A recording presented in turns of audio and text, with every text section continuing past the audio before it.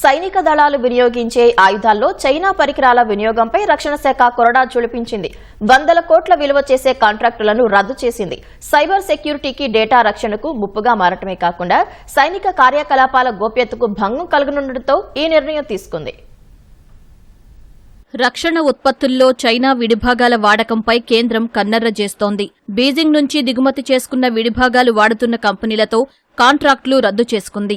సాయుధ సామగ్రి రవాణా కోసం 400 డ్రోన్ల కొనుగోలుకు ఒప్పందం జరిగింది. వాటి తయారీలో చైనా విడిభాగాలు, ఎలక్ట్రానిక్స్ వాడకుండా పర్యవేక్షించేందుకు రక్షణ శాఖ ఓ వ్యవస్థను ఏర్పాటు చేసింది. రక్షణ శాఖ తాజాగా రద్దు చేసిన కాంట్రాక్టుల్లో 200 మీడియం ఆల్టిట్యూడ్ డ్రోన్లు, 100 హెవీ వెయిట్ లాజిస్టిక్స్ డ్రోన్లు ఉన్నాయి. వాటి విలువ 230 కోట్లు.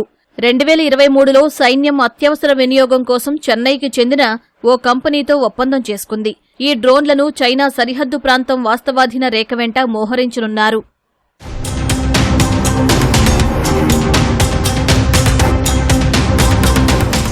కొన్ని భారతీయ కంపెనీలు డ్రోన్ల తయారీకి కొన్ని విడిభాగాలు, ఎలక్ట్రానిక్స్ ను చైనా నుంచి దిగుమతి చేసుకుంటున్నాయి.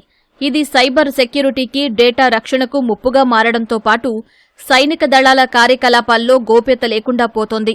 శత్రువులు జూమింగ్ సాయంతో మన డ్రోన్లను సీజ్ లేదా సాఫ్ట్ కిల్ చేయగలుగుతారు. అంతేకాదు, వారు వాడే ఎలక్ట్రానిక్స్ లో బ్యాక్ డోర్ కూడా ఉండే అవకాశం ఉంది.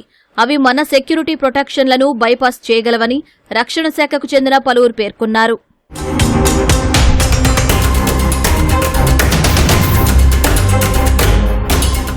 చైనా, పాకిస్తాన్ సరిహద్దుల్లో నిఘా, పహారా సమయాల్లో కొన్ని డ్రోన్లు విఫలం కావడంతో అత్యవసరంగా చర్యలు చేపట్టాల్సొచ్చింది.